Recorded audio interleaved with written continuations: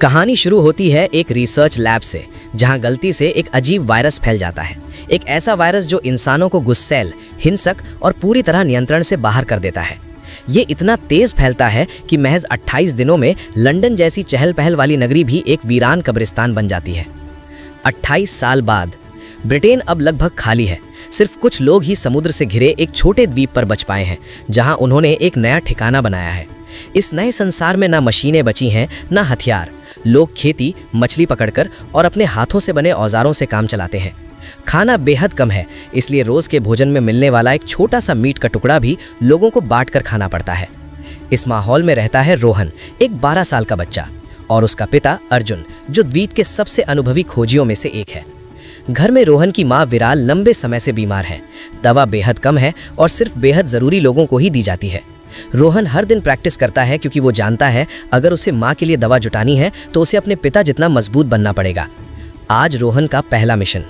आज पहली बार अर्जुन रोहन को अपने साथ मुख्य भूमि पर ले जा रहा है। कबीले के नेता ने उसकी हिम्मत की तारीफ की, पर चेतावनी भी दी, खतरा आए तो कोई बचाने नहीं आएगा, फैसला सोच कर ले। लेकिन रोहन तैयार था। समुद्र का रास्ता। वे एक पुरानी काई जमी सड़क पर पहुंचते हैं। यही एकमात्र रास्ता है जो द्वीप को मुख्य भूमि से जोड़ता है। ये ज्यादातर समय समुद्र के पानी में डूबा रहता है, पर सुबह और शाम के कम ज्वार में कुछ घंटे के लिए ऊपर आ जाता है। उन्हें सूर्य डूबने से पहले हर हाल में लौटना है, क्योंकि पानी बढ़ गया तो वापस आना नामुमकिन हो जाएगा। नजदीकी इलाकों को कई बार खोजा जा चुका है, अब वहां कोई सामान नहीं बचा। इसलिए अर्जुन ने फैसला किया कि वे आज अंदर की ओर जाएंगे, जहां खतरा भी ज्यादा है पर सामान मिलने की संभावना भी। पहला सामना।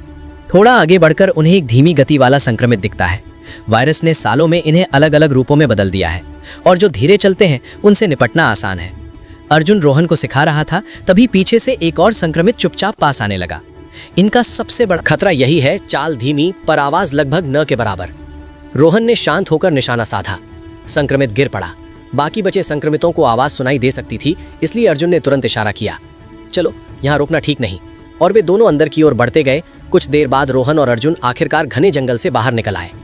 यहाँ न तो खड़े चलने वाले खतरनाक संक्रमित थे, न कोई अचानक हमला करने वाला खतरा।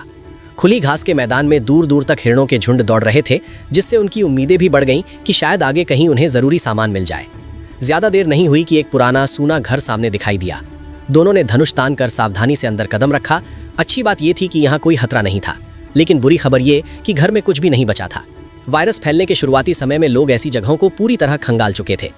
अब तो एक मामूली स्टील का चम्मच भी इस दुनिया में कीमती वस्तु बन चुका था। अर्जुन यही सोच रहा था कि तभी कमरे के अंदरूनी हिस्से से एक अजीब आवाज आई। वह तुरंत सतर्क हो गया, लेकिन जांच करने पर पता चला कि आवाज एक कौवे की थी, जो किसी पुरानी लाश के पास बैठा था। अर्जुन ने राहत की सांस ली, लेकिन रोहन उस लाश को देखकर घबरा गया। वो समझ नहीं पाया कि कोई इंसान किसी दूसरे इंसान के साथ इतनी बेरहमी क्यों करेगा। अर्जुन ने उसे समझाया कि इस दुनिया में इंसान कभी कभी संक्रमितों से भी ज्यादा खतरनाक हो चुका है। रोहन इस बात को समझ ही रहा था कि अचानक वो पुरानी लाश हिली। अर्जुन को तुरंत अंदाजा हो गया कि मरने से पहले वो व्यक्ति भी वायरस की चपेट में आ गया होगा। उसने रोहन को उसे रोकने के लिए कहा, लेकिन रोहन अपनी दयालुता की वजह से तुरंत वार नहीं कर पाया। संक्रमित बेकाबू होकर छटपटाने लगा। तब जाकर रोहन ने हिम्मत दिखाई। हालांकि यह मिशन बहुत सफल नहीं रहा, लेकिन अर्जुन जानता था आज का दिन रोहन को और मजबूत बनाएगा। अचानक खतरे की आहट। जब दोनों वापस लौटने ही वाले थे, तभी मैदान के दूसरे सिरे पर एक संक्रमित ऊंचाई पर खड़ा दिखा, और उससे पहले कि वे कुछ कर पाते, उसके पीछे से संक्रमितों का पूरा झुंड निकल आया। सबसे आगे एक विशाल और अलग दिखने वाला संक्रमित। यही था अल्फा संक्रमित, जो बाकी संक्रमितों को दिशा दे सकता था। अर्जुन ने तुरंत रोहन का हाथ पकड़कर दौड़ लगाई। अल्फा की एक दहाड़ पर पूरा झुंड उनके पीछे दौड़ पड़ा। अर्जुन ने रोहन से कहा कि पीछे मुड़कर तीर चलाओ, लेकिन इतने सारे संक्रमित पहली बार देखकर रोहन डर से कांप गया। उसके हाथ ठीक से काम ही नहीं कर पा रहे थे। आखिर दोनों फिर उसी छोड़े हुए घर में घुसे और ऊपर की मंजिल पर चढ़ गए। अर्जुन नीचे खड़े होकर रोहन को चढ़ने में मदद कर रहा था। सौभाग्य से झुंड ऊपर आने से पहले ही वे अटारी में छिप गए। अर्जुन ने रोहन को बताया कि अल्फा संक्रमित दूसरों को नियंत्रित कर सकता है और आकार में भी आम संक्रमितों से बड़ा होता है। यही उसे सबसे खतरनाक बनाता है। उनका तीरों का पूरा थैला खाली हो चुका था, और इस हमले ने इतनी देर कर दी कि वे लौटने के लिए कम ज्वार का समय भी चूक गए। अब उन्हें मजबूरन घर में ही रात गुजारनी थी। रात का डर। रात गहराने लगी। रोहन नीचे देखने गया कि कहीं झुंड हट गया हो, लेकिन उसे दूर कहीं आग की हल्की चमक दिखाई दी, जिससे लगा कि शायद इस मरुभूमि में कोई और इंसान जिंदा है। अर्जुन इतने दूर कभी गया नहीं था, इसलिए वो भी कुछ नहीं कह पाया। कुछ ही देर बाद अचानक पूरी जमीन हिलने लगी। सैकड़ों संक्रमित दौड़ते हुए घर के पास से गुजर रहे थे और घर सालों पुराना होने की वजह से इस दबाव को झेल नहीं पाया। वो टूटने लगा। अर्जुन ने तुरंत रोहन को उठाया और नीचे कूदकर बाहर निकल गया, सिर्फ कुछ सेकंड पहले कि घर पूरी तरह ढह जाता। वे दोनों वहीं रुके बिना समुद्र की ओर भागे। आसमान थोड़ा सा उजला ही था कि उन्होंने देखा समुद्र का रास्ता धीरे धीरे दिखाई देने लगा है। पानी अब भी ज्यादा था, लेकिन इंतजार करने का वक्त नहीं था। अर्जुन ने रोहन का हाथ पकड़ा और लहरों को चीरते हुए रास्ते पर दौड़ पड़ा, लेकिन उन्हें यह नहीं पता था कि अल्फा संक्रमित दूर से उन्हें देख रहा था और उसने भी उसी डूबते उभरते रास्ते पर उनका पीछा शुरू कर दिया। जब रोहन और अर्जुन ने पीछे देखा, अल्फा उनके बस कुछ ही दूर था। वे डर से जैसे जम गए, फिर पूरी ताकत के साथ दौड़ने लगे। दौड़ते दौड़ते अर्जुन ने अपने द्वीप का चेतावनी सीटी बजाई। सीटी की गूंज सुनकर द्वीप पर तैनात लोग टॉर्च और खोज लाइटें चालू कर देते हैं। अल्फा पर गोली चलाई गई, जिससे वो थोड़ा धीमा तो पड़ा लेकिन रुका नहीं। तभी द्वीप का असली हथियार काम आता है, एक आग से दहकती हुई लंबी भाला जैसी वस्तु जो सीधा अल्फा को भेद देती है। रोहन और अर्जुन किसी तरह द्वीप पहुंच जाते हैं। सच और झूठ की कड़वी बात। वापस पहुंचकर अर्जुन सभी के सामने शेखी मारता है कि संक्रमित तो मेरे लिए कुछ भी नहीं। द्वीप के लोग उसे हीरो की तरह देखते हैं, लेकिन रोहन जानता था कि सच्चाई कितनी अलग थी और इस झूठ ने उसे अंदर से बेचैन कर दिया। इसी बीच रोहन को अनजाने में अपने पिता के बारे में कुछ ऐसा पता चलता है जो आगे की कहानी को बिल्कुल बदल देगा। दूसरा आदमी सच में डॉक्टर था, लेकिन 15 साल पहले जब वो और उसके साथी सामान ढूंढ रहे थे, उन्होंने देखा कि वो डॉक्टर आसपास की लाशें इकट्ठा करके जला रहा है, जैसे कोई डरावना अनुष्ठान कर रहा हो। उस दिन के बाद से शिकारी उसे ढूंढने की हिम्मत नहीं कर पाए, लेकिन पहले से ही गलत धारणा बना चुके अर्जुन ने बात मानने से इनकार कर दिया। इस वजह से दोनों में भीषण झगड़ा हुआ और वे अलग हो गए। उम्मीद दिखते ही अर्जुन अब और देर नहीं करना चाहता था। कुछ दिनों बाद वो ज्वार के उतरते ही चुपके से सामान वाले कमरे में आग लगा देता है। फिर ऐसा दिखाता है जैसे उसने अभी अभी आग देखी हो और दौड़कर मदद मांगता है। रक्षक उसकी चीख सुनकर तुरंत पहुंचे और इसी मौके पर अर्जुन अपनी माँ वीरा को लेकर चुपके से भाग निकलता है। बीमारी से कमजोर वीरा कभी होश में कभी भ्रमित, लेकिन बेटे की बात मानकर उसके साथ निकल जाती है। जैसे ही वे कैमरों की नजरों से दूर असली मुख्य भूमि के करीब पहुंचे, अर्जुन को लगा कुछ सही नहीं है। माँ वीरा के डर से भरे चेहरे को देखकर वो घबरा गया। उसने तुरंत डॉक्टर द्वारा बताई सारी बातें समझाईं। लंबे सोच के बाद वीरा ने उसकी योजना मान ली। पहले अनुभव और थोड़ी किस्मत के सहारे दोनों ने पहला दिन काट लिया। उन्होंने एक टूटा हुआ घर ढूंढा रात बिताने के लिए, लेकिन अर्जुन अभी नया था।